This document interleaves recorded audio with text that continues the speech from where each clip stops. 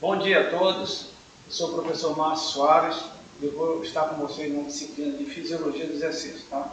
Vamos tentar desenvolver nosso conteúdo aqui e fazer o melhor aproveitamento possível. Vamos iniciar nossa aula agora com a primeira lâmina. Então, nós vamos falar hoje, começar falando sobre a homeostase. Né? O que seria a homeostase? Primeiro nós vamos ter a definição de homeostase. A homeostase pode ser definida como a manutenção de um estado estável, independente do meio externo. Tá? Então, para a gente aplicar esse conceito, essa definição, vamos utilizar um exemplo muito simples, que é a questão da temperatura.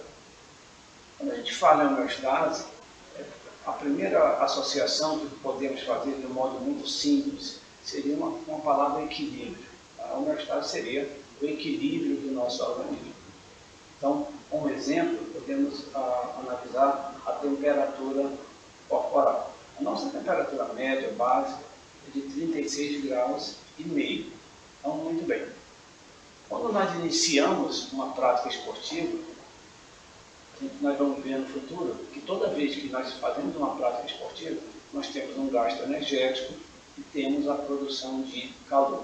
Então, a tendência do nosso organismo é que essa temperatura de 36 graus e meio suba. Né? Então, ela vai estar, vamos imaginar uma linha horizontal e essa temperatura sobe. Se ela subiu, ela saiu da homeostase, ela saiu da linha base. Então, qual é o mecanismo que o nosso organismo tem? Sempre que saímos da homeostase, o nosso organismo tende a voltar para a homeostase. Muito bem, a temperatura 36,5, eu comecei a correr, a temperatura interna elevou, saiu da homeostase. O que o organismo vai fazer? Ele vai lançar mão de algum procedimento para que essa temperatura volte ao normal, volte a 36,5. Como é que o nosso organismo faz isso? Primeiramente, quando a temperatura se eleva, é preciso que isso seja detectado. Quem faz isso é o sistema nervoso. Nós temos os chamados termorreceptores, que vão indicar, vão perceber que essa temperatura está aumentando. Fazendo uma comparação do nosso organismo com o carro, quando o motor esquenta, você vê no visor lá, né, o ponteirinho que demonstra que está havendo aumento da temperatura. O nosso organismo tem uma coisa muito similar. Os receptores térmicos vão indicar que a temperatura aumentou. Isso é possível graças ao sistema nervoso. Então, o primeiro sistema que vai perceber é o sistema nervoso. O sistema nervoso, depois de perceber que a temperatura está aumentada, ele vai fazer uma interação com o sistema endócrino. E aí vai ser produzido o suor, através das glândulas sudoríparas. Para que produzir o suor? O suor vem para ficar sobre a superfície da pele e esse suor vai evaporar. Ao evaporar, ele baixa a temperatura, na tentativa de voltar à temperatura 36,5. Então, esse sistema, né, vamos revisar o sistema como ocorreu. Temperatura 36,5, eu faço uma atividade física, a temperatura interna sobe, o sistema nervoso percebe, juntamente com o sistema endócrino, produz-se o suor vem sobre a pele, e aí ele evapora e a temperatura volta ao normal. Ou seja, o nosso organismo, como falamos anteriormente, tenta a todo custo voltar à homeostase. Ele tenta voltar à homeostase. Isso foi um pequeno exemplo desse controle homeostático. Nós temos vários outros exemplos, a questão da água, aproveitando essa questão do calor. Quando a gente produz suor, nós estamos perdendo líquido.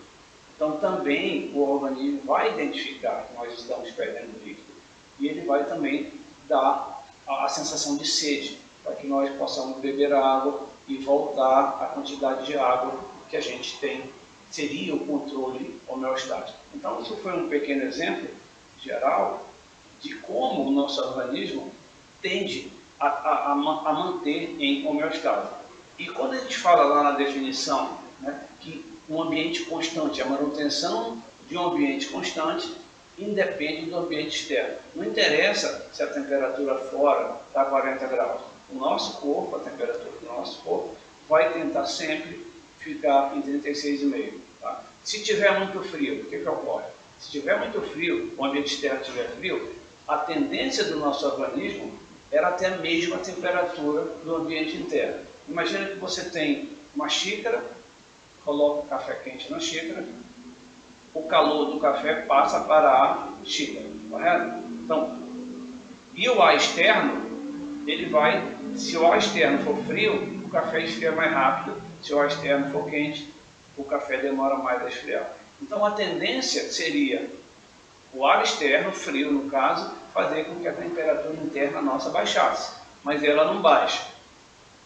Diferentemente do aumento da temperatura, qual é a reação do nosso organismo quando a temperatura baixa?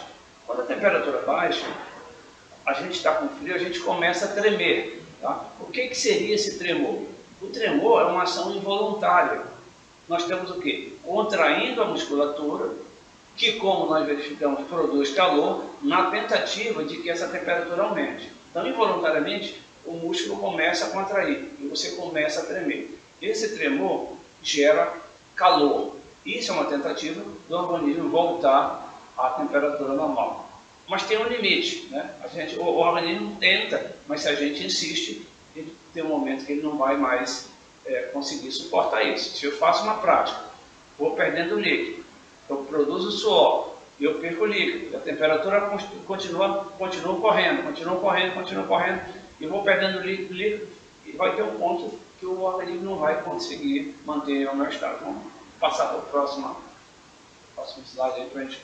Então, esse é um mecanismo, né? Lá embaixo nós temos ali a questão tipo uma plataforma. Então, nós temos que estar sempre em equilíbrio. Quando você sai desse equilíbrio, quando a plataforma pende para um lado, você saiu de homeostase. Então, tem toda uma tentativa, os processos, os passos, para que a gente... O primeiro passo é a percepção de que alguma coisa saiu da homeostase. Né? Então, nós temos lá os receptores, como nós falamos no exemplo da regulação do calor, da termorregulação no caso, os termorreceptores vão perceber que a temperatura aumentou. Nós temos um controle central, que seria o sistema nervoso central. O sistema nervoso central, ao receber essa informação, ele vai fazer com que alguma coisa aconteça para voltar à normalidade. Então, o que ele faz? Ele faz a interação com o sistema endócrino. O sistema endócrino produz lá suor, no caso, e o suor vem para a pele, evapora, e você tem uma volta à normalidade. Outro exemplo, por exemplo, seria também a questão da insulina. A insulina também é manutenção da homeostase. A gente tem, por exemplo, antes do alimento doce, você tem uma determinada quantidade de glicose sanguínea. Quando você ingere um alimento doce, esse número de glicose aumenta. Né? Então, ele saiu da homeostase. O organismo também percebe isso. Ele vai perceber o quê? Que a tua glicose está alta e ele precisa fazer com que essa glicose volte ao padrão normal. Como é que ele faz isso? De novo, os quimiorreceptores vão perceber isso, né? Vão interagir com o sistema endócrino. O sistema endócrino, através do pâncreas, produz a insulina vai até a célula. Na célula nós temos um receptor específico da insulina, é um conjunto chamado chave fechadora. Então, esse receptor ele é específico para a insulina. A insulina age sobre esse receptor e permite que a glicose passe da corrente sanguínea para dentro da célula. Se a glicose passa da corrente sanguínea para dentro da célula, o nível de glicose sanguínea vai diminuir. Então, isso é um outro exemplo da regulação desse sistema homeostático. Vamos passar de novo para o próximo slide. Então, nós temos aí também, de certa forma, o mesmo exemplo, né? Se puder aumentar aí a imagem para a gente... Tá, então nós temos lá... O que a gente começa a perceber agora? Quando você não consegue manter o nosso organismo por muito tempo em homeostase, aí surgem as doenças. Tá? Então, o nosso corpo, como eu falei, ele tem um limite, ele tenta de toda forma. Então, uma coisa muito comum hoje é o estresse. Né? Como é que a pessoa lida com o estresse? Então, o estresse o que é? Você sai da homeostase, o normal era você voltar para a homeostase. Na pré-história, o momento em que, poucos momentos em que o ser humano tinha o estresse, era no momento que, por exemplo, o homem primitivo ia caçar. Né? Então ele ia abater o animal, tinha que lutar contra o animal e tinha todo um estresse. Terminado o evento, o estresse cessa, para. Né? A produção de hormônios, a adrenalina, por exemplo, para de ser produzida aquele hormônio. Hoje não. Hoje o estresse é constante. A gente acorda cedo, aí você de repente vai trabalhar, tem um compromisso, atrasa, fica estressado porque chega atrasado, problemas de outras ordens, problemas financeiros, enfim. Então hoje nós estamos cercados de estresse. Então a produção de hormônio é contínua. Então o nosso organismo ele tenta voltar ao homeostase, tenta fazer uma questão compensatória, mas isso, como é muito frequente, ele não consegue. E você passa dias, passa meses e acaba vindo a doença. A doença é um indicador de que você não está se adaptando ao processo como um todo. Tá? Então, isso seria também um exemplo geral da incapacidade do organismo de manter a homeostase devido a fatores estressantes constantes. Vamos passar para o próximo. Então, gente, vamos falar agora da questão da homeostase relacionada ao exercício.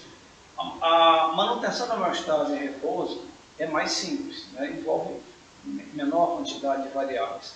Quando falamos em exercício e homeostase, aí ela requer adaptações dramáticas por envolver muitas variáveis homeostáticas. Exemplo, durante uma atividade física, nós temos primeiramente o controle do fluxo sanguíneo. Mais adiante, nós vamos ver essa distribuição do fluxo sanguíneo em repouso e durante o exercício. Mas, a princípio, o músculo em repouso requer menor quantidade de oxigênio, ele requer menor quantidade de sangue, porque o sangue que vai fazer carregar, levar, no caso, o oxigênio ao músculo. Então, nós vamos ter o controle do fluxo sanguíneo.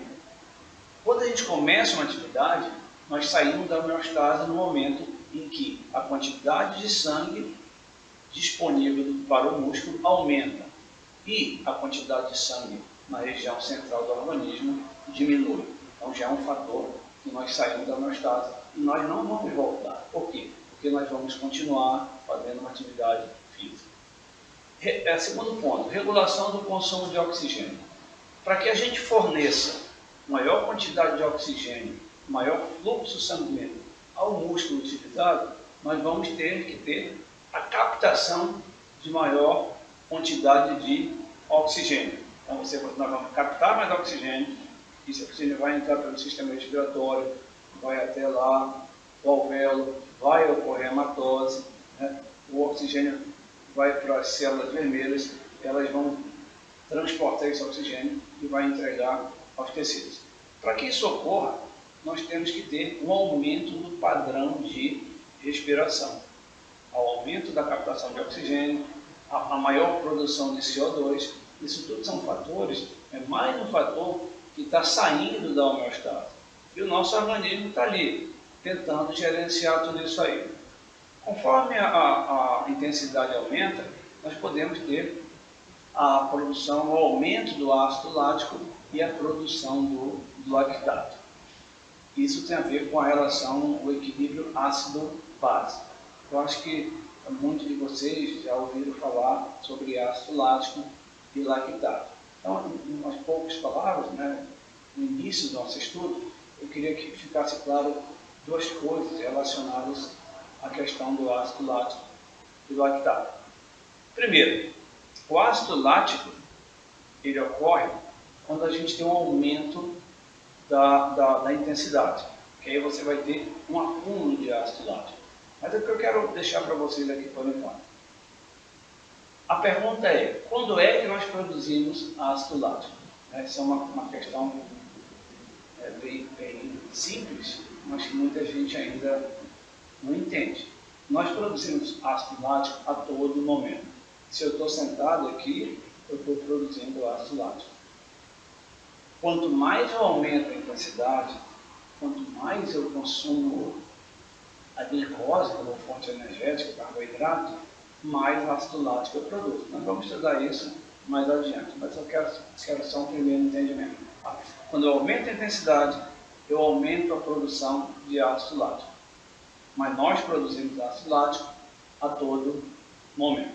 Segunda questão eu acho que antigamente, algum tempo atrás, dizia-se que no outro dia fazer uma prática ficava dolorido pelo acúmulo de ácido lático no organismo, e muitas vezes você fazia aquela massagem e tirava o ácido lático. Vamos colocar dessa maneira pelo lado prático que ocorre, ou ocorria pelo menos. Então é outro mito, tá? O ácido lático ele não fica de modo alterado significativamente de um dia para o outro. Pelo contrário, depois de 2 horas após a prática esportiva, ele quase que volta ao padrão normal. Então essa dor muscular, que tem o nome de dor muscular tardia, não é por causa do ácido lático. Não existe esse negócio do outro dia, está dolorido pela presença de ácido lático. Tá? Então, esse seria assim, os 2 pontos, né? Revisando. Primeiro, o ácido lático é produzido a todo momento.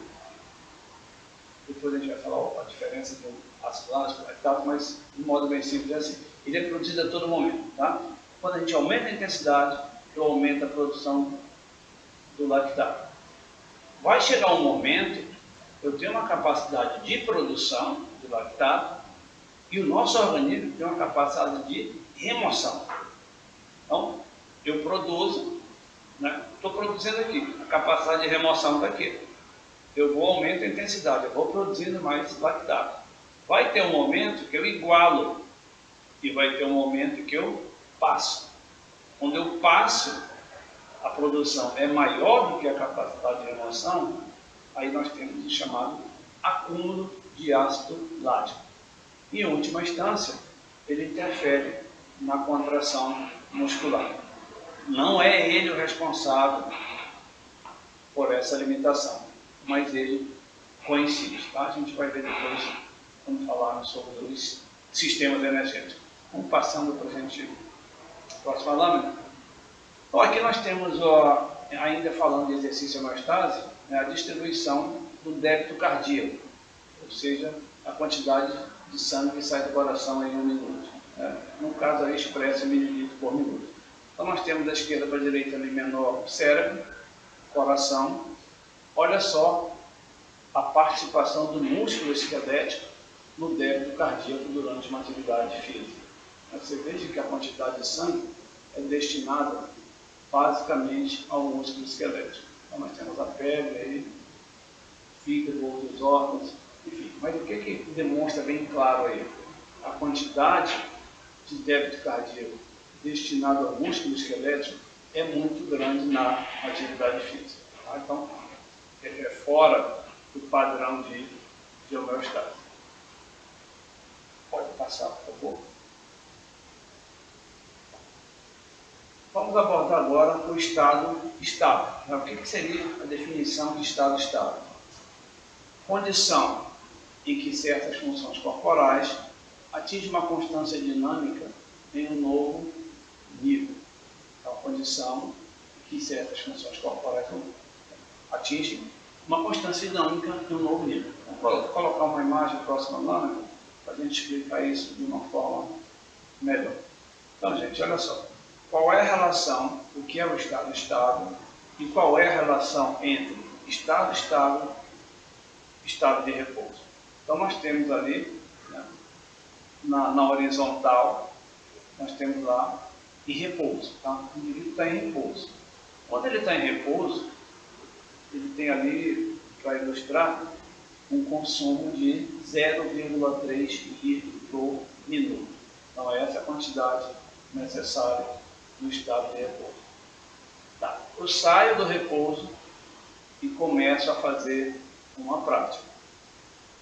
Logicamente, o consumo de oxigênio vai aumentar. Né? Falamos isso anteriormente. Eu vou utilizar o músculo, como verificamos, o músculo vai ter um consumo maior de oxigênio, então, logicamente, a necessidade de sangue, de oxigênio, vai ser maior. Bom, então eu comecei a minha prática, e lá em cima nós temos steady state, ali, que seria o estado estável. Tá? O estado estável é o quê? É um ponto em que a gente faz atividade que nós temos suficiente oxigênio para fazer aquela atividade. Seria uma corrida, de modo bem simples e prático, aquela corrida constante e, a certo modo, confortável, tá? Um estado estável.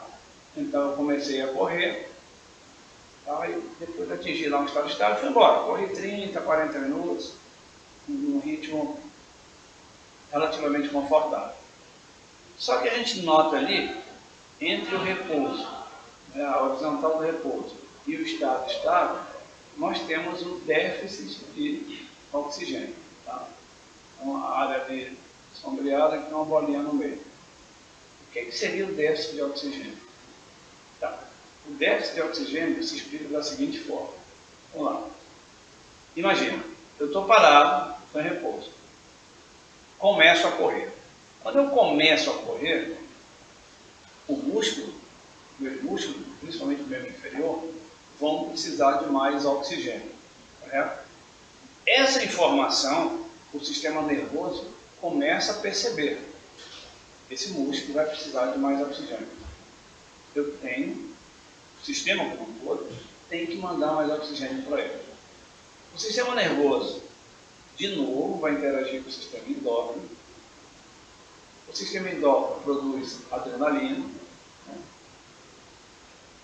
A frequência cardíaca aumenta. A captação de oxigênio aumenta. Quando a frequência cardíaca aumenta, o objetivo é o quê? Fornecer mais oxigênio ao músculo. Mas durante esse processo eu continuo correndo. Eu não parei. O que eu quero dizer para vocês? Existe um tempo entre o início da minha atividade e o momento em que o aporte de oxigênio vai chegar. Imagina só, eu tenho que carregar alguma coisa daqui para lá. Né? Eu tenho uma carga bem pesada aqui. Aí eu peço para alguém vir me ajudar. Até ele chegar para me ajudar, eu vou ter que segurar aquela carga pesada. Eu vou ter que ter um tempo para que ele venha e me auxilie. O déficit de oxigênio é o tempo necessário para que o oxigênio chegue ao tecido muscular que está sendo ativado. Então, colocando em termos bem práticos isso aí, eu vou começar a fazer uma atividade física. Estou parado, vou correr. Quando eu começo a correr, né, nos primeiros, segundo a literatura, 2, 3 minutos, eu vou correr com pouco oxigênio na musculatura. Tá? Depois de 2, 3 minutos, esse oxigênio vai ser suficiente. Nesse período, que eu vou ter pouco oxigênio disponível, eu vou estar no estado anaeróbio, ou seja, com pouco oxigênio.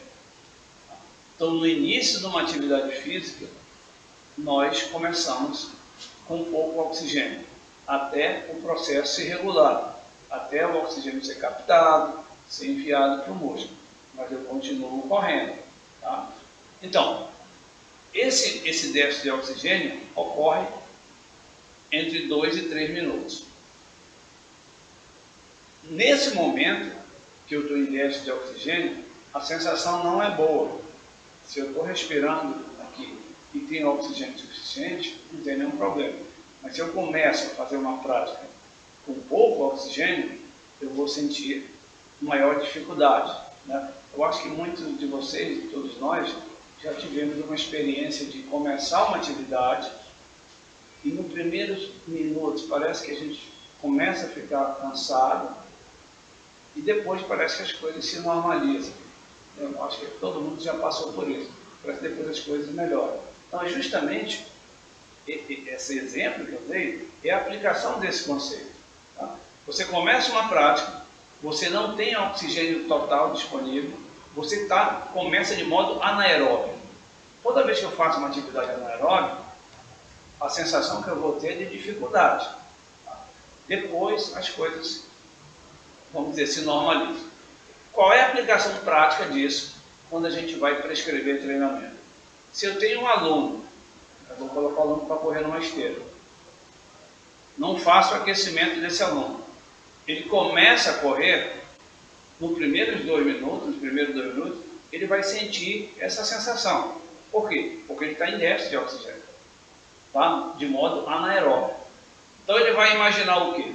Eu estou correndo, vamos dizer que você botou lá 7 km por hora. Ele começa a atividade dele correndo 7 km por hora. Ele vai sentir uma sensação de incômodo. Vai ficar difícil para ele, porque ele está anaeróbio, mas ele não sabe disso.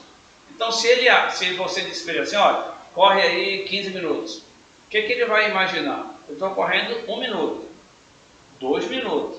Eu já estou me sentindo assim, imagina quando eu fizer 15.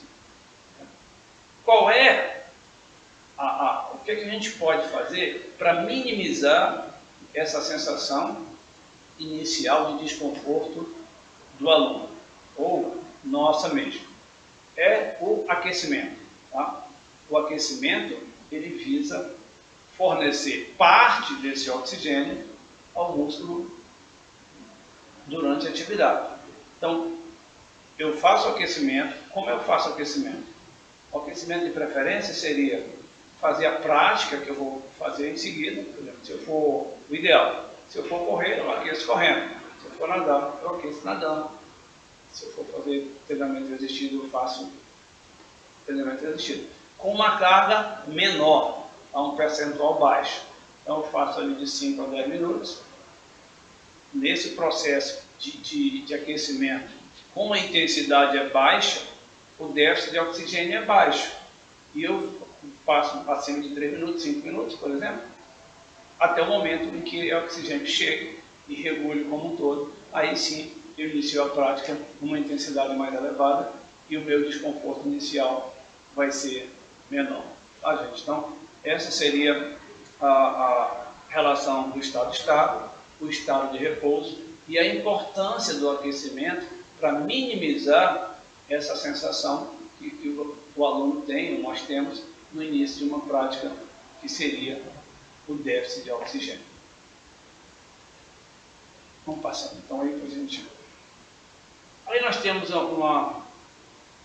a relação do estado estável, né, comparado aí com o padrão de repouso, da homeostase.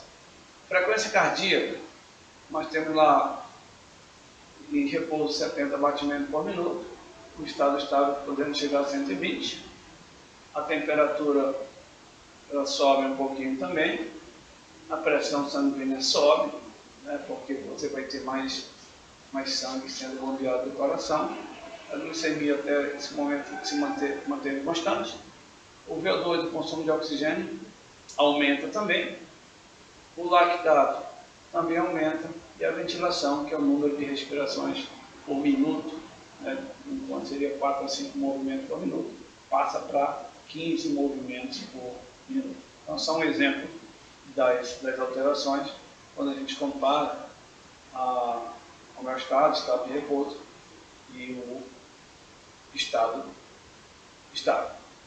Vamos passar para a próxima, vamos aí. Agora seria, né, a gente vai fazer uma dinâmica, e nós vamos ter um tempo aí de 10 a 15 minutos para que vocês possam responder. A dinâmica seria definir e exemplificar o conceito de homeostase no exercício. Tá? De preferência, pode definir o conceito básico e depois definir e exemplificar relacionado ao exercício. Depois, analisar basicamente a produção de ácido lático e suas implicações no exercício. Né? Quando é que ocorre o aumento dessa produção e o que isso implica no exercício físico, no caso na contração muscular. Depois, relacionar estado de repouso, estado estável, déficit de oxigênio e aquecimento da atividade física. Para vocês elaborar essa terceira questão, é interessante fazer aquele mesmo modelo que nós fizemos, né? Fazer o desenho lá, fazer a figura, fazer as anotações e o comparativo. É mais fácil de a gente entender. Então, o que eu quero nessa terceira aí? É demonstrar, caracterizar bem o déficit de oxigênio, relacionar esse déficit com atividade anaeróbica e fazer a relação de importância do aquecimento para que esse déficit seja diminuído. Então, essa é a dinâmica para vocês aí.